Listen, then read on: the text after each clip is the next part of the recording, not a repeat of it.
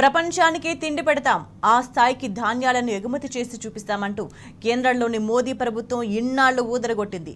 చేతల్లో మాత్రం పూర్తిగా విఫలమవుతుంది. గోధుమల నిల్వలపై అవాస్తవాల ప్రచారం చేసి చివరకు దిగుమతులపై ఆధారపడుతుంది. ముందు చూపు లేని నిర్లక్ష్య వైఖరే దేశంలో గోధుమల నిల్వలు పడిపోవడానికి కారణమైందంటూ విమర్శలు ఎదుర్కొంటోంది.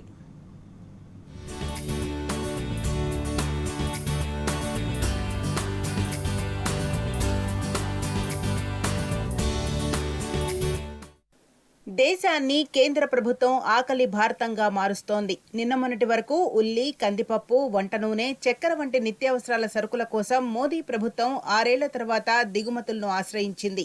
ఆ జాబితాలో ఇప్పుడు గోధుమలను కూడా చేర్చింది. నిల్వలు తగ్గిపోవడం, అవసరాలు పెరుగుతున్న తరుణంలో గోధుమల కోసం దిక్కులు చూస్తోంది.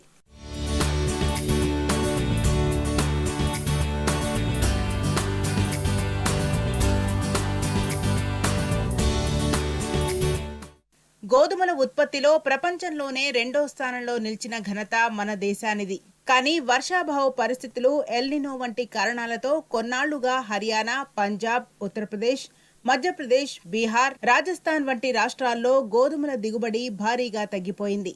ఈ ఏడాది 112 మిలియన్ మెట్రిక్ టన్నుల గోధుమల ఉత్పత్తి ఉంటుందని అంచనాలు వ్యక్తమైనా అందులో 6% పైగా ఉత్పత్తి తగ్గినట్టు తెలుస్తోంది.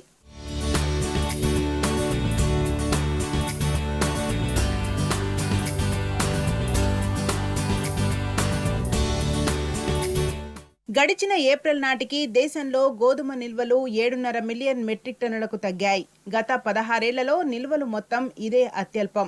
చివరికి రష్యా వంటి దేశాల నుంచి 6 ఏళ్ల తర్వాత గోధుమల దిగుమతికి కేంద్రం ప్లాన్ చేస్తోందని, దిగుమతులపై 40%గా ఉన్న సుంకాన్ని కూడా ఎత్తేయొచ్చని తెలుస్తోంది. జూన్లో నిర్ణయం తీసుకునే అవకాశం ఉందని అంతర్జాతీయ మీడియాలో కథనాలు వచ్చాయి.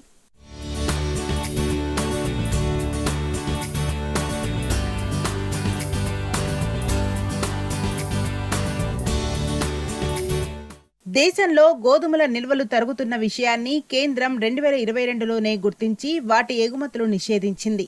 కానీ కొరతను నివారించేందుకు ప్రత్యామ్నాయ చర్యల అమలును విస్మరించింది. ఫలితంగా దేశంలో గోధుమల నిల్వలు భారీగా పడిపోయాయి. భారత ఆహార సంస్థ సేకరించే గోధుమల మొత్తం కూడా తగ్గిపోయింది. కానీ కేంద్రం వాదన మరోలా ఉంది. స్థానిక వ్యాపారులకు 6 మిలియన్ మెట్రిక్ టన్నుల గోధుమలను కేంద్రం సరఫరా చేసిందని, నిల్వలు లేకుంటే ఇదెలా సాధ్యమని ఇటీవల చెప్పుకొచ్చిన కేంద్ర మంత్రి పీయూష్ గోయల్ అసలు దిగుమతులు అవసరమే లేదని తేల్చారు.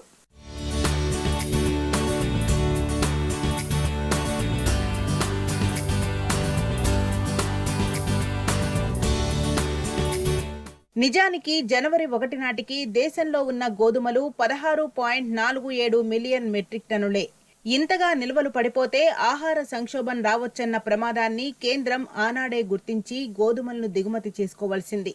కానీ రైతుల నుంచి వ్యతిరేకత వస్తే అది ఎన్నికలపై ప్రభావం చూపించొచ్చన్న భయంతో మోదీ ప్రభుత్వం